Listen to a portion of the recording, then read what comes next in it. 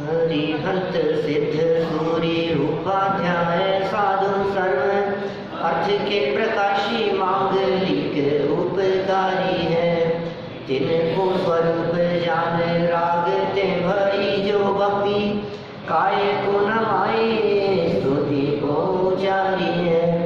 धन्य धन्य तिन ही ते काज सब आज भये कर जोड़ बार बार वंदना हमारी है।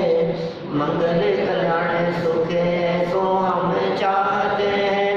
ओ मेरी ऐसी दशा जैसी तुम धारी है। ओ मेरी ऐसी दशा जैसी तुम धारी है। ओ मेरी ऐसी दशा जैसी तुम धारी है।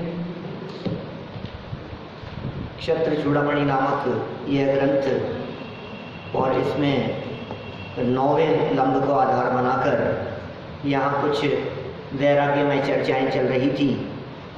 चलती हुई इस चर्चा में जीवंदर कुमार जब वृद्ध वेश धारण करके नगरी में विचरण कर रहे थे तो वृद्ध अवस्था जैसी उन्होंने धारण की उसे देखकर जो माहौल बना उसे आधार बनाकर यहाँ वादीप सिंह सूरी आचार्य वैराग्यमय वर्णन कर रहे थे। ये सब बातें चलते हुए कल एक और अलग हटके बात कह दी कि सुनो भाई, वृद्धावस्था का स्वरूप तो ऐसा होता है कि अपनी जन्म देने वाली माँ भी यदि वृद्धावस्था में अत्यंत अशक्त हो तो भी ये उसकी सेवा नहीं करता। ऐसा जगत का स्वरूप है। वही बात कल भी आप रिपीट कर रहे थे, जैसा ऊपर से नीचे बहता है। अब सर्पनी काल है ना, डाउन चल रहा है, नीचे की तरफ चल रहा है ये काल। तो इस काल में मुख्य रूप से ऐसा देखा जाता है कि ऊपर वाले जो लोग हैं उनकी प्रीति अपनापन नीचे वालों के प्रति होता है। उनका अपनापन अपने नीचे वालों के प्रति होता है। उनका अपनापन बोले उनके नीचे वाले माने अपने बच्चे, परिवार वाले। दादाजी का अपनापन पिताजी के साथ था, अपने साथ हो सकता है। पिताजी का अपनापन अपने साथ होगा, अपना पिताजी के साथ या पिताजी का दादाजी के साथ वो बात नहीं है। कम होता जाता है, ऊपर कम है, नीचे ज़्यादा है। माने आपको यदि 2 ऑप्शन मिले संभालने के तो आप ऊपर वाले को नहीं संभालेंगे, नीचे वाले को संभालेंगे। आपका क्या है? आप तो समझदार हो, ये छोटा सा बच्चा है। ऐसा होता है। बिल्कुल बिल्कुल, हर चीज में ऐसा ही है। तो यहाँ बालकपन और बुढ़ापेपन का परस्पर तुलना करके वर्णन किया गया और ऐसा तक कह दिया गया, अज्ञानी ऐसा समझता है ऐसे बुढ़ापे से तो मर जाना अच्छा है। अज्ञानी ऐसा समझता है। अब देखिए, वृद्ध वेशधारी जीवंदर कुमार का नगर में भ्रमण। अब देखें आगे और क्या बात कह रहे हैं। इत्याद्यूहं च हास्यं च जनयन् प्राज्ञ बालयो अगारं सुरमंजर्याः वर्षीयान् पुनरासदत्। बुद्धिमान और बालकों के इस प्रकार विचार और हास्य को उत्पन्न करता हुआ यह बूढ़ा फिर सुरमंजरी के घर पहुंचा। क्या क्या कहा? ये जो विचार उत्पन्न हुए थे, जो पीछे कहे थे, ये विचार 2 तरह के लोगों के कहे। एक तो बुद्धिमान लोग और बालकों जैसी उनकी दशा, इसका वर्णन किया। फिर कहा इस प्रकार विचार और हास्य उत्पन्न करने वाला। देखो, कभी कभी उस वृद्धावस्था को देखकर अचानक किसी व्यक्ति को हंसी भी आ जाए, ये कैसा स्वरूप है। जैसे अष्टावक्र के शरीर को देखकर हंसी आने जैसी दशा दिखती थी ना। अब शरीर ही टेढ़ा मेढ़ा ऊट पटांग दिख रहा है, कमर ऐसी झुकी हुई है, हालत इस तरह की दिख रही है, तो उसे देख करके बोले वो हास्य उत्पन्न हो रहा था। अनेक लोग हास्य उत्पन्न कर रहे हैं और बुद्धिमान लोग विचार कर रहे हैं, ऐसा भी लगा सकते हैं। 2 तरह की बातें हो गई यहाँ। वापस पढ़ो इस सरलार्थ को नहीं, अन्वयार्थ को। बुद्धिमान और बालकों के क्या शब्द दिए भैया? 2 शब्द दिए, पहला बुद्धिमान, दूसरा बालक। फिर कहा इस प्रकार विचार और हास्य, बुद्धिमान तो विचार करते हैं और बालक हास्य करते हैं। 2 बातें हुई। उसकी वृद्धावस्था को देखकर बुद्धिमान लोग तो विचार करने लगे और उसकी उस वृद्धावस्था रूप अवस्था को देखकर बालक लोग हंसी करने लगे। ऐसा 2 तरह के लोग हैं दुनिया में।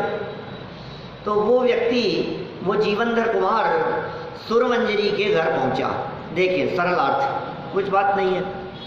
वह बूढ़ा ब्राह्मण नगर में भ्रमण करता हुआ बुद्धिमानों में पूर्वोक्त प्रकार से गंभीर विचार एवं बालकों में हास्य उत्पन्न करता हुआ कन्या सुरमंजरी के घर पहुंच जाता है।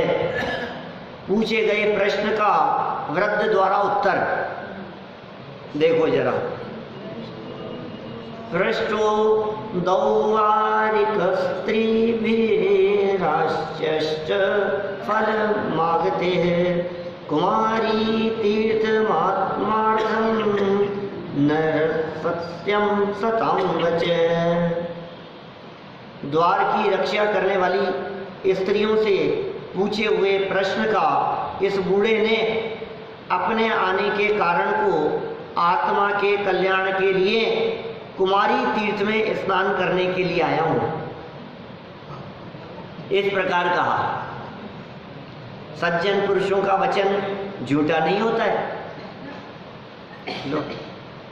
सज्जन थे स्वयं, अब झूठ तो क्या कहते, लेकिन बात उन्होंने घुमा फिरा करके कह दी थोड़ी सी। कन्या सुरमंजरी के द्वारा द्वार पर नियुक्त स्त्रियों ने उस वृद्ध से प्रश्न किया, आप यहाँ पर क्यों आए हो? तब बूढ़े व्यक्ति ने प्रश्न के उत्तर में कहा, मैं कुमारी तीर्थ को प्राप्त करने आया हूँ। वास्तव में सज्जनों के वचन असत्य नहीं होते। वृद्ध व्यक्ति का उत्तर, मैं कुमारी तीर्थ को प्राप्त करने आया हूँ, इसका मूल मर्म तो स्त्रियों के कुछ समझ में नहीं आया, समझी नहीं कुछ। यही हमारे प्रश्न का उत्तर है, यह भी वे समझ नहीं पाई। वृद्ध वेशधारी जीवनधर कुमार का उत्तर तो सत्य और स्पष्ट है कि मैं कुमारी तीर्थ अर्थात कन्या सुरमंजरी को प्राप्त करने आया हूँ।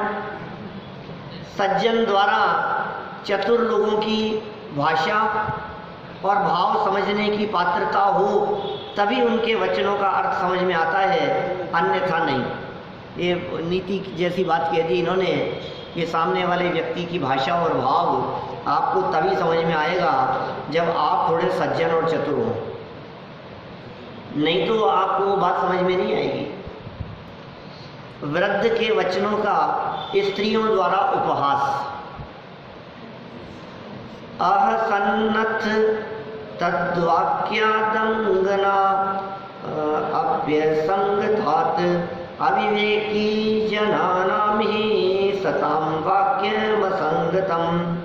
इसके अनंतर द्वार की रक्षा करने वाली स्त्रियां भी असंबद्ध माने बेतुकी उसकी बात से हंस पड़ी।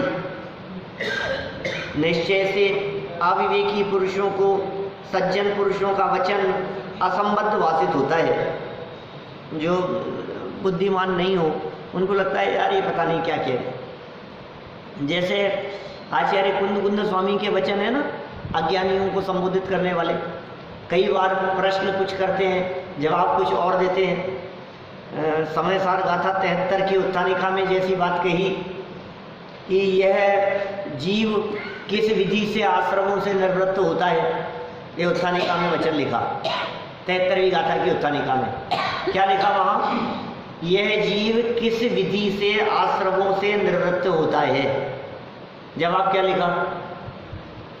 मैं एक हूँ, मैं शुद्ध हूँ, मैं ममता रहित हूँ, मैं ज्ञान दर्शन से परिपूर्ण हूँ।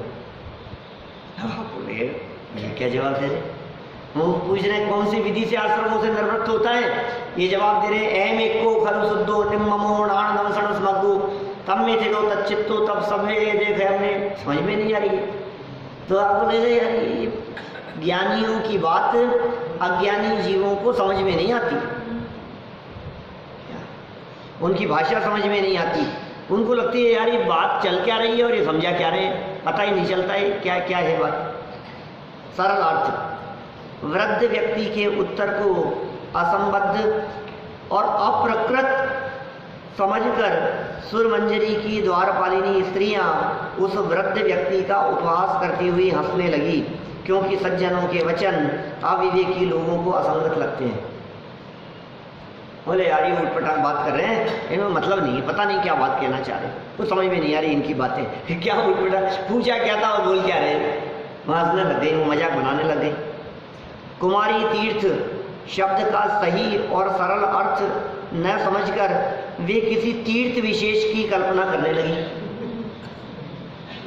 क्या उनको लगा कि हरिद्वार तीर्थ में स्नान करने के लिए यहाँ कहाँ आ गया है, गंगा स्नान करने की भावना रखने वाला यहाँ कहाँ आ गया, पुष्कर तीर्थ में स्नान करने वाला यहाँ कहाँ आ गया।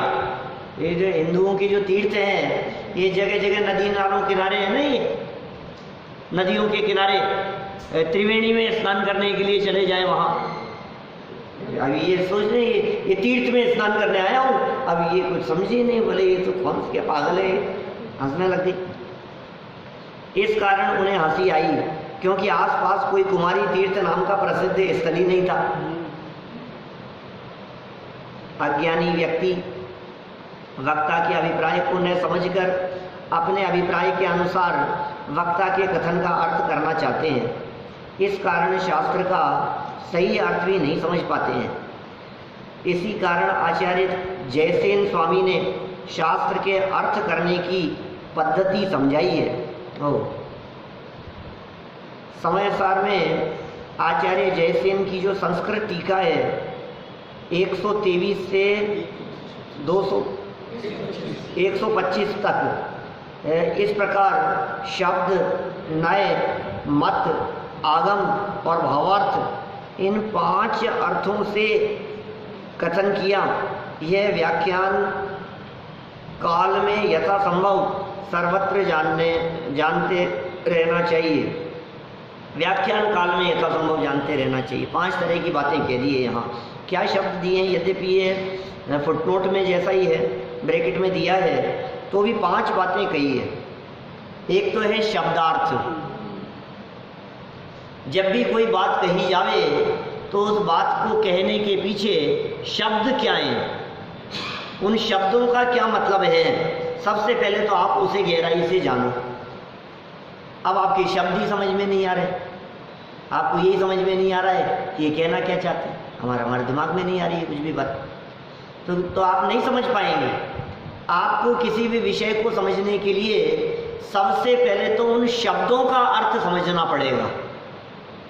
5 प्रकार से अर्थ किए जाते हैं मनोज जी साहब, 5 प्रकार से अर्थ हैं। तो अर्थ करना चाहिए व्याख्यान के काल में, पढ़ते समय, शास्त्र पढ़ते समय, विद्वानों की वार्ता सुनते समय।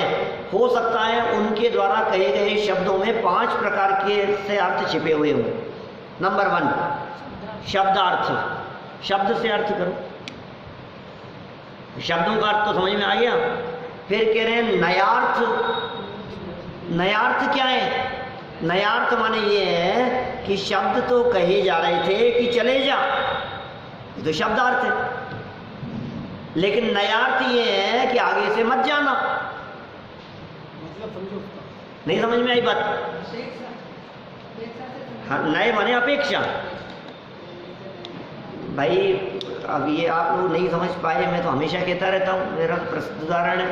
बच्चे अगर बच्चे देख के आए, दूध देख के आए, फिर आ गया। रात को देर से बालक आया घर पे, रात को पहली बार ही आया देर से, क्या, लेकिन वो कहीं चला गया था, इंतजार करते रहे, वो देर से घर आया। जब वो देरी से घर आया तो दरवाजा खोलते ही माँ ने उसे डांटा, कहाँ चला गया था? कि माँ पिक्चर देखने चला गया था दोस्तों के साथ। चले जा तू, तो वहीं बैठा रहता। माँ क्या कह रही है? चले जा तू, चले जा, वहीं बैठा रहता। क्यों आया है घर पे? नहीं नहीं मैं गलती हो गई, अब नहीं जाऊंगा। क्या माँ क्या कह रही है? चले जा। चले जा। भीम जी साहब क्या कह रही है? माँ कह रही है चले जा। बालक क्या समझ रहा है? इसका मतलब क्या समझ रहा है? इन शब्दों का अर्थ क्या है? चले जा, इस शब्द का अर्थ क्या है? चले जा इस शब्द का अर्थ दुनिया में कहीं भी पूछो आप किसी से भी कि साहब उन्होंने हमारे से कहा चले जा, इसका क्या मतलब? क्या दीपेश जी, जब ये कहा कि चले जा, इसका क्या मतलब है? चले जा, यही अर्थ है। लेकिन बच्चा क्या समझ रहा है? शब्दार्थ तो यही है कि चले जा मतलब चले जा, शब्दार्थ तो यही होगा, लेकिन नयार्थ क्या होगा?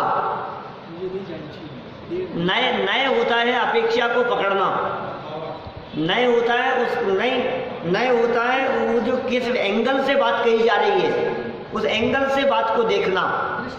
तो वो एंगल क्या होगा? मत जाना आगे से कभी, ये अर्थ है उसका। और बालक समझ रहा है उस बात को। तो शास्त्र में सुनते समय, व्याख्यान सुनते समय कभी तो आपको बात शब्दों से समझनी पड़ेगी, कभी आपको बात नए से समझनी पड़ेगी, नया अर्थ, और कभी आपको बात मत से समझनी पड़ेगी। मत माने होता है संप्रदाय। क्या ये बात कौन से संप्रदाय के आधार पर कही जा रही है? कभी हमने ये कह दिया, बात चल रही थी, अब पहले की बात तो सुनी नहीं आपने और आप बीच में आए व्याख्यान के, आधी बातें चल चुकी थी वो तो सुनी नहीं, और हम जो बात कह रहे थे वो ये कह रहे थे अज्ञान ही बहुत अच्छा है, अज्ञान के बहुत लाभ है, अज्ञानी बने रहने से झगड़े नहीं होते, अज्ञानी बने रहने से आपस में तू मैं नहीं होती, अज्ञानी बने रहने से शांति रहती है, सारे झगड़े ज्ञानियों के होते हैं। अब ये बातें हम समझा रहे थे, तो आपको क्या समझना चाहिए कि ये बातें जो कही जा रही है इनके शब्दों के अर्थ तो समझ लिए हमने, शब्दों के तो यही अर्थ हैं।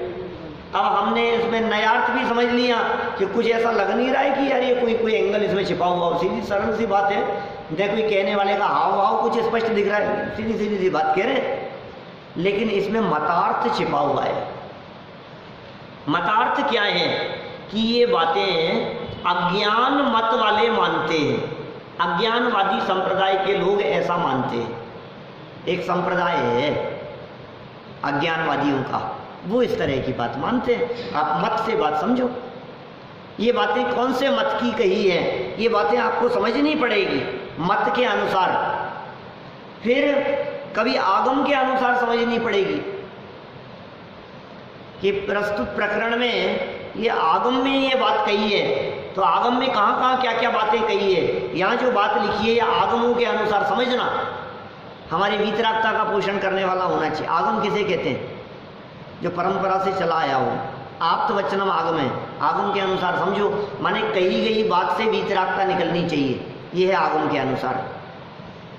फिर कहा भावार्थ के अनुसार, 438 नंबर पेज पे चल रहे हैं अपन, भावार्थ के अनुसार भाव समझो। आप नहीं समझ में आई बात कि ये जो बात कही जा रही है इसके पीछे छिपा हुआ भाव क्या है। तो इस तरह से जैसे आचार्य देव ने ये बात कही कि किसी भी वाक्य का, किसी भी कथन का 5 प्रकार से अर्थ किया जाना चाहिए, और यहाँ ये जो बात कह दी गई कि मैं कुमारी तीर्थ में स्नान करने की भावना से आया हूँ, इसका वो अर्थ बिल्कुल नहीं समझ पाई, न तो वे शब्दार्थ समझ पाई, न वे नयार्थ समझ पाई, न वे मतार्थ समझ पाई, न वो आगमार्थ समझ पाई, और न वो भावार्थ समझ पाई। कुछ नहीं समझी हो, तो उसको लगा ऊट पटांग बातें कह रहे हैं, यहाँ तो कोई है ही नहीं, गलत जगह पर आ गए हैं, इन्हें कोई होश नहीं है, वो हंसने लगी, मजाक बनाने लगी। देखिए 439 पेज पे आगे, अरहंत आदि 5 परमेष्ठियों में अरहंत तथा सिद्ध तो साक्षात भगवान है, बराबर। आचार्य, उपाध्याय और साधु परमेष्ठी तो महापुरुष तथा सज्जन है। उनका परम सत्य कथन कि एक द्रव्य दूसरे द्रव्य का कुछ भी अच्छा बुरा नहीं कर सकता। बोलो, ये उनका परम सत्य कथन है। अज्ञानी को कैसा लगेगा ये सुन करके? पागल है यार, क्या कैसी बातें कह रहे हैं। एक द्रव्य दूसरे द्रव्य का नहीं करता है। कितने काम किए हैं हमने दुनिया में, आपको पता है? मैं गाड़ी चला करके आया हूँ, मैं ये सब काम कर रहा हूँ, मैंने सामग्री धोई है, मैंने पूजन करी है, मैं बोलता हूँ, मैंने किताबें लगाई है, मैंने माइक लगाया है, मैं तो सब कुछ बोल रहा हूँ। अब ये कहता है कुछ होश नहीं है। अज्ञानी व्यक्ति को बात जचती नहीं। प्रत्येक आत्मा स्वभाव से अनादि अनंत और शुद्ध ही है, हर आत्मा। कर्म बलवान नहीं, आत्मा ही बलवान है। ये कौन कह रहा है? ज्ञानी कह रहे हैं, तीर्थंकरों द्वारा कही गई है, शास्त्रों में आचार्यों द्वारा लिखी गई है। हाँ, ये वास्तविक कथन है ये कि कर्म बलवान नहीं है, आत्मा उन कर्मों के अधीन स्वयं हुआ है। यदि वो चाहे तो कर्मों को निर्जरित कर सकता है, कर्मों से मुक्त हो सकता है, मोक्ष की प्राप्ति कर सकता है। अब यदि ये कहे कि नहीं नहीं साहब कर्म ही बलवान है साहब, मैं क्या करूं साहब, कर्म का ही ऐसा उदय है, तो बोले तू संसार में रुलता ही रहेगा। जिसने कर्म को बलवान समझा वो संसार में रुलता रहेगा। ये कह रहे सच्चा व्यवहार धर्म निश्चय धर्म के साथ ही होता है। पुण्य पाप तो कर्म है, वीतरागता धर्म है। ऐसे अति महत्वपूर्ण वचन भी अज्ञानियों को असंगत लगते हैं। अविवेकियों की महिमा का क्या कहना। अब ये सब बातें नीतिकारों द्वारा इधर उधर की बातें कही। अब देखिए सुरमंजरी के घर में वृद्ध का प्रवेश, ये तो घर में घुस गए। इनकी हिम्मत तो देखो, ये क्या प्लानिंग बना करके आए हैं, क्या वेश बना करके आए और क्या बातें कहते हुए ये उसके घर में प्रवेश कर रहे हैं। अरुद्ध कृपया ताभिर्गाहिष्ठ च तद्ग्रहं सर्वथा दग्ध बीजावा कुतो जीवन्ते निर्भृणः। उन स्त्रियों से कृपा करके नहीं रोका हुआ वह बूढ़ा सुरमंजरी के घर में चला गया। देखो द्वारपाल भी थी, लेकिन द्वारपाल भी स्त्रियां ही थी उसके यहाँ, क्योंकि उसने प्रतिज्ञा ले रखी थी कि किसी पुरुष का मुंह नहीं देखूंगी। तो घर में भी कोई पुरुष नहीं होना चाहिए।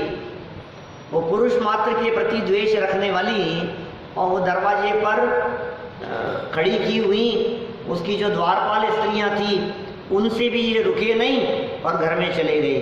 निश्चय से जले हुए बीज की तरह आभा वाले सर्वथा दया रहित जीव कैसे जी सकते हैं। वृद्ध की दशा पर दया करके द्वारपालिनी स्त्रियों ने उसे भीतर जाने से नहीं रोका। अब दया आ गई उसकी दशा देखकर, क्या करें। तब वह सुरमंजरी के घर के भीतर चला गया, क्योंकि सर्वथा दया रहित व्यक्ति कुछ कार्य नहीं कर सकते।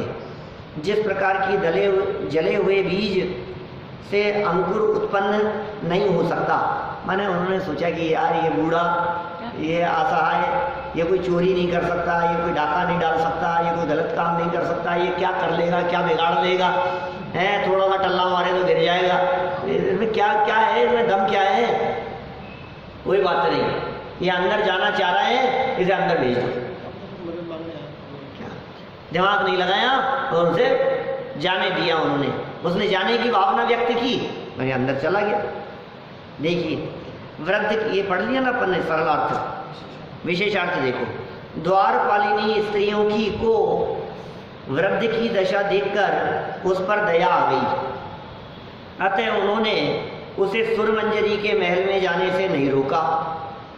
जिस प्रकार जले हुए बीज से अंकुर उत्पन्न नहीं हो सकते, उसी प्रकार निर्दय व्यक्ति कुछ विशेष कार्य नहीं कर सकता।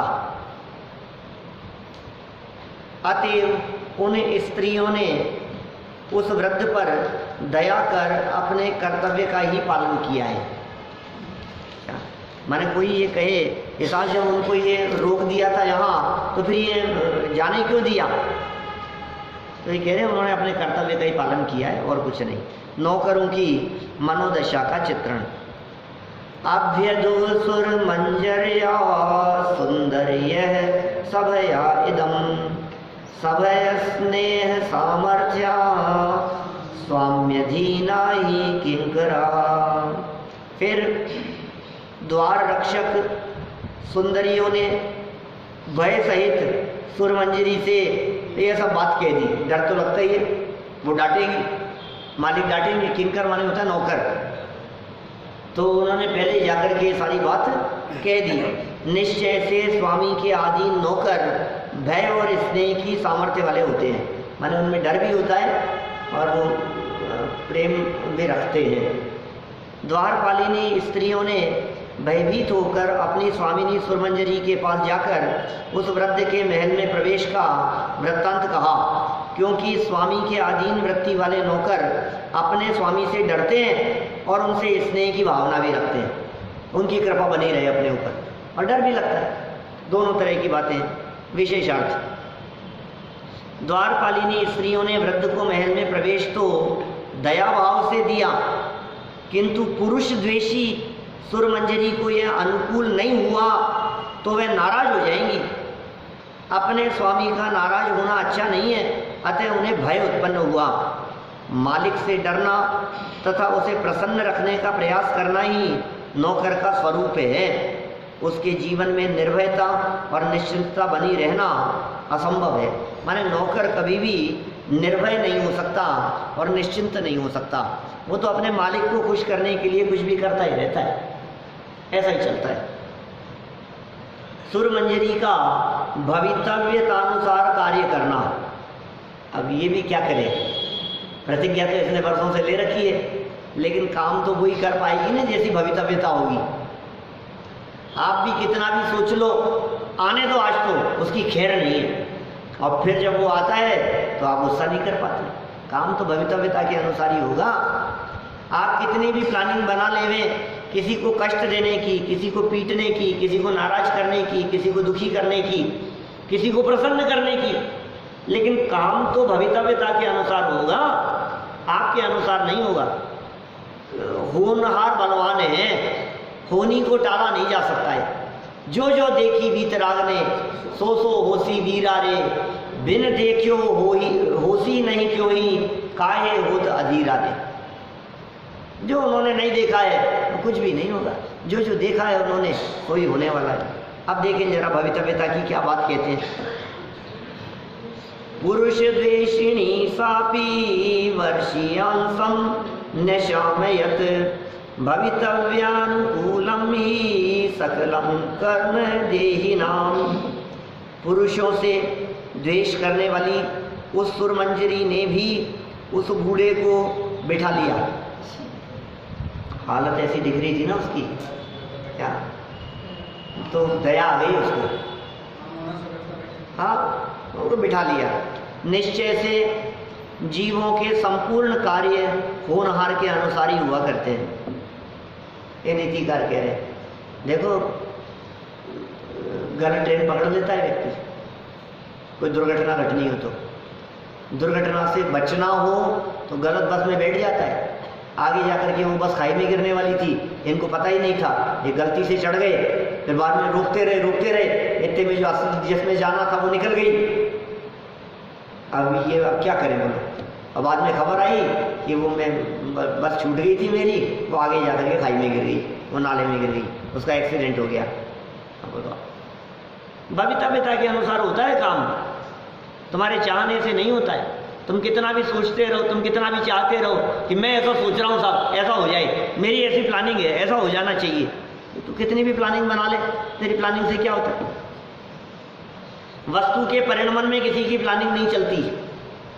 जिस तरह से जीवन मरण में किसी का अधिकार नहीं चलता, जन्म और मरण जिस तरह से अपनी योग्यता से अपने स्वकाल में होते हैं, उसी तरह से जन्म से लेकर के मरण तक की प्रत्येक अवस्थाएं अपनी योग्यता अनुसार अपने स्वकाल में होती है। उसमें किसी का बस नहीं चलता है, कहीं भी तो नहीं चल रहा है। रोजाना तो हम इस तरह की बातें करते हैं, शरीर में तुम्हारी चलती नहीं है। अंदर में शरीर में कैंसर के परमाणु बढ़ रहे हैं बोलो, अब किसको पता है किसके शरीर में चल रहा है? यहाँ बैठे हुए हम लोगों में से किसी के शरीर में वो परमाणु दौड़ रहे होंगे कि नहीं? हो सकता है, क्या मालूम किसके साथ क्या घटना घटने वाली है, ये किसे पता आगे क्या होगा। रामचंद्र जी को थोड़ी ना पता था कि मैं ये सोने के हिरण के पीछे भागूंगा और ये पीछे से सीता का हरण हो जाएगा। लक्ष्मण तो इतनी सुरक्षा करके गए थे, रेखा खींच करके कि कोई अंदर नहीं आ सकता है, तुम सुरक्षित हो, चिंता मत करो। लक्ष्मण रेखा खींच करके चले गए और फिर क्या हुआ? अपहरण होना था तो वो सीता ही बाहर आ गई। क्या करोगे आप? तादृशी जायते बुद्धि यादृशी भवितव्यता। जैसी होनहार हो बुद्धि भी उसी प्रकार की हो जाती है। रावण को थोड़ी ना पता था कि जंगल में घूमने वाला एक साधारण सा मानव जिसकी पत्नी को मैंने उठा लिया है ये मेरे पूरे कुल का नाश कर देगा।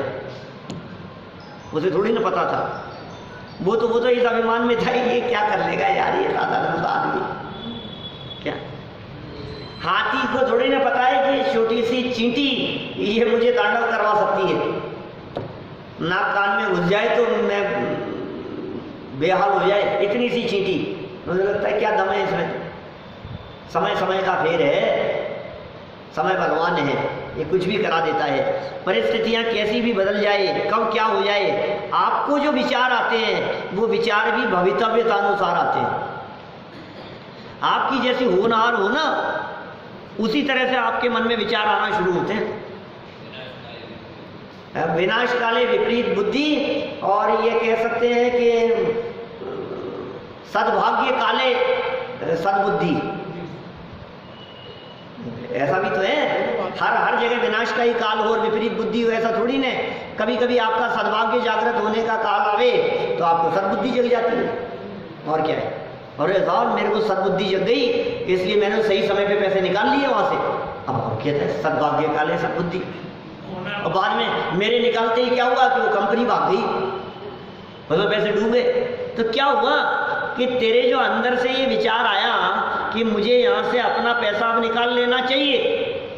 कई लोग ऐसे नहीं होते हैं जो शेयर मार्केट पीक पर आने के बाद में वो अपना पैसा निकाल लेते हैं, और इन्होंने तो निकाला और मार्केट धड़ाम से ऐसा गिरा जो 10 साल तक ऊपर ही नहीं आया। ऐसा होते हैं, ऐसे काम। इसमें क्या है? तो अब आप क्या कहोगे? भाई साहब अपने को सद्बुद्धि आ गई थी, क्या सही समय पर चेत गए अपने। तो ये जो सद्बुद्धि आई है, ये सद्बुद्धि क्यों आई? ये तुझे ऐसा विचार क्यों आया? क्योंकि तेरे साथ ऐसा ही होना था। जैसा होना है उसके अनुसार बुद्धि चलती है। अब सुरमंजरी के साथ देखो जरा क्या होना है। क्या इसे ऐसी बुद्धि आई कि उसने उस वृद्ध व्यक्ति को बिठा लिया। देखिए सरल अर्थ विशेषार्थ पढ़े। पुरुष मात्र का दर्शन न चाहने वाली सुरमंजरी ने उस वृद्ध की दयनीय दशा देखकर उसे अपने विशाल महल के एक कमरे में ठहरा दिया। लो, घर में रुका लिया, महल था विशाल, एक कमरे में ठहरा लिया। क्योंकि प्राणियों के सब कार्य भवितव्य के अनुसार ही होते हैं। सुरमंजरी का भविष्य में जीवेंद्र कुमार से विवाह होना है। उस भवितव्य के अनुसार ही सुरमंजरी ने उस वृद्ध पुरुष को आदर के साथ अपने महल के एक कमरे में रहने को स्थान दे दिया। प्रत्येक प्राणी जो भी कार्य करता है वह अपने भवितव्यता अनुसार ही करता है। यह एक स्वाभाविक नियम समझना चाहिए। बहुत नियम है ये। आपके कदम जिस तरफ बढ़ रहे हैं इसका मतलब आपकी होनहार वैसी है। देख लो, जहां से आपके कदम हट गए हैं इसका मतलब आपकी होनहार इसी प्रकार की है। जिसकी जैसी होनहार होती है, देखो जिस व्यक्ति बालक को टॉप करना है उस व्यक्ति की परिणति ऐसी दिखाई देती है कि वो खूब पढ़ता है, मेहनत करता है, तैयारी करता है। जिसे फेल होना है उसके विचारों में यही आता है, अरे यार सब हो जाएगा यार, क्या है, सब चलता है, सब कर लेंगे, सब कर लेंगे, तो कैसे ही चलता रहे। इसका मतलब उसकी होनहार वैसी है। क्या करें? जिसकी होनहार जैसी होती है। आपकी होनहार यदि दुर्घटना होने की है तो ऐसी गाड़ी में बैठेंगे जिस गाड़ी के ब्रेक फेल हो गए हैं। आपकी होनहार यदि भली है तो आप गलत गाड़ी में बैठ करके भी सही जगह पहुंच जाएंगे। ऐसा भी हो जाता है। दुनिया है, परिस्थितियां हैं।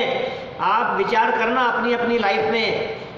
मैं तो कई बार कहता हूँ, ऐसा मैंने अभी कहा, कौन से प्रवचनों में ऐसी बात कही, यहाँ भी कही होगी, कि हमने अपनी लाइफ में क्या सोचा था और कहाँ बैठे हैं आज।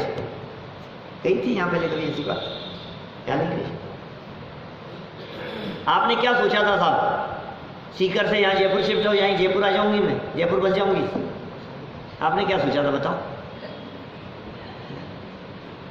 आपने क्या सोचा था साहब कि आपका इतनी लंबी चौड़ी चलती हुई फैक्ट्री, कपड़े का व्यापार, लंबा चौड़ा बिजनेस, उसे छोड़ करके इस लाइन में आ जाएंगे? आपने क्या सोचा था साहब? अच्छे चलते फिरते ही अपने बिजनेस को बंद कर देंगे, अपन रिटायरमेंट ले लेंगे? आपने सोचा था ऐसा? क्या बिजनेस करेंगे, कहाँ जमीन लेंगे, कहाँ मकान लेंगे, कहाँ शिफ्ट होंगे, कहाँ रहेंगे? क्या हमने तो सोचा ही नहीं था कि हम कभी शहर खाली करके भी जाएंगे। इतने अच्छे मकान हमारे शहर के, क्या सारी व्यवस्थाएं सब, और कभी सोचा ही नहीं था। बोलो भैया, आपने सोचा कभी? सोचा ही नहीं। इतनी अच्छी जगह पे रहते हो आप शहर में, लेकिन क्या पता कल क्या होगा। हम क्या सोचते हैं, क्या होता है, हमारे सोचने से कुछ भी नहीं होता है। और कह रहे हैं कि सोच कभी कभी वैसी ही चलती है जैसा होना होता है। सोच भी वैसी चलती है। हाँ, पीछे आया था बुद्धि कर्मानुसारिणी। आपकी बुद्धि भी आपके कर्म के अनुसार चलेगी। चलिए, स्थान दे दिया। यह स्वाभाविक बुद्धि ऐसी समझनी चाहिए। सुरमंजरी द्वारा उस वृद्ध को भोजन कराना। अभी तो घर में रुकवा लिया, अब भोजन करा रही हैं। अभी तो सब, अब क्या होगा, ये कहानी तो आगे चल रही है। वो वृद्ध अपने वृद्धत्व को छोड़कर असली रूप में कब आएगा? कुछ तो घटना घटेगी, कुछ तो होगा। ऐसे तो धोखा उसके समझ में आ जाए तो वो और ज्यादा चिढ़ जाएगी। ये तो अच्छा किया मैंने इतने लंबे समय तक देखा नहीं। ऐसा उल्टा भी तो हो सकता है। देखें जरा, बुभुक्षितं तमालक्ष्य भोजयामास सा सती अंतस्तत्वस्य याथात्म्ये नैवेशो नियामक। उस श्रेष्ठ कन्या ने उस बूढ़े को भूखा समझकर भोजन कराया। बूढ़ा भी समझ लिया, भूखा भी समझ लिया और भोजन भी कराया। फिर क्या हुआ? निश्चय से बाहरी वेश भीतरी अंदर स्वरूप के यथार्थता को जताने वाला नहीं होता। आप कहते हैं ना, इस चेहरे को मत देखो। हाँ, इस चेहरे ने लाखों को लूटा। ये जो चेहरा है ना, ये पता नहीं क्या बोली सूरत और दिल के खोटे।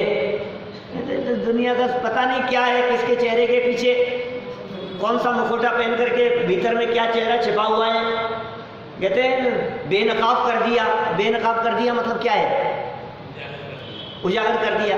इसका मतलब ऊपर कुछ दूसरा चेहरा दिख रहा था और अंदर कुछ और चेहरा था। ऐसा होता है ना। तो आप चेहरा देख करके नहीं पहचान सकते। आप जितने आतंकवादी लोग दिखते हैं, जितने क्रिमिनल लोग दिखते हैं, आप यदि उनके पास में भी बैठे हुए हो तो आप चेहरे से पहचान नहीं सकते। आपको ऐसे लगे बहुत सज्जन सरल है, बहुत अच्छे। आपके घर में आकर के नौकरी करने लग जाए, बोले आपकी दुकान में आकर के नौकरी करने लग जाए और आप पहचान नहीं पाओ। ऐसा ही स्वरूप है। तभी तो साधारण से दिखने वाले लोग, जितने फोटोएं छपती है कभी कभी समझ लो आप, उनके चेहरे पर ऐसा, चेहरे से ऐसा लगता है कि यार ये ऐसा अपराधी होगा, नहीं लगता है। तो ये भी चेहरे से नहीं पहचान पाई। चेहरे से तो वृद्धावस्था दिख रही थी, शिथिलता दिख रही थी, असहाय बेचारे नजर आ रहे थे। उनको भोजन कराया, घर में ठहराया और उनके प्रति दया का परिणाम रखा। सरल अर्थ, दया पात्र उस वृद्ध व्यक्ति को बूढ़ा जानकर सुरमंजरी ने उसे भरपेट भोजन कराया, क्योंकि बाहरी वेश से भीतर के भावों का परिज्ञान नहीं हो सकता।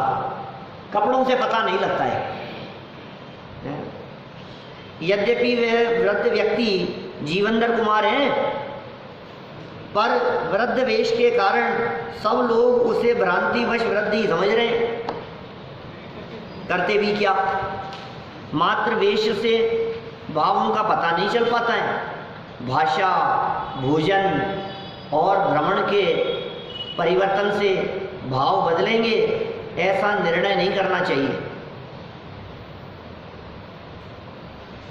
जैसे द्रव्यलिंगी मुनि अवस्था में योग्य, हित, मित, प्रिय भाषा बोलते हो, अनेक दोष और अंतराय टालकर शुद्ध आहार लेते हो तथा सभी प्रकार के वाहनों का परित्याग कर पैदल ही भ्रमण करते हो, तथापि मिथ्यात्व तथा तीन कषाय चौकड़ी के अभाव पूर्वक होने वाली वीतरागता प्रकट न हुई हो, तो मुनि योग्य गुणस्थान न होने से मुनि बनेगा अभावी है। मुनि योग्य गुणस्थान नहीं है तो मुनि बनेगा अभावी है। बाहर में वेश दिख रहा है, जनागम भरा पड़ा है ऐसी चर्चाओं से। वेश यदि उत्कृष्ट ना हो तो 9वें गृह तक कैसे जाए। छेड़ाला में 2 स्थान पर ऐसे प्रयोग किए। मुनि व्रत धार अनंत बार गृह उपजायो, वे निज आत्म ज्ञान बिना सुख लेश न पायो। छेड़ाला की लाइनें हैं, कल छेड़ाला पढ़ेंगे अपन लोग। मुनिव्रत धार अनंत बार गृह उपजायो, मुनि बना, अनंत बार बना, अनंत बार जन्म धारण करके और गृह को तक चला गया। आपको मालूम है गृह को तक जाने वाले व्यक्ति कौन से मुनि होते हैं? पीछी कमंडल वाले मुनि होते हैं। आचरण इतना उत्कृष्ट होता है कि उनके ऊपर कोई उंगली नहीं उठा सके, इतना उत्कृष्ट आचरण होता है उनका। फिर कहाँ गए? तभी तो 9वें गृह तक गए हैं।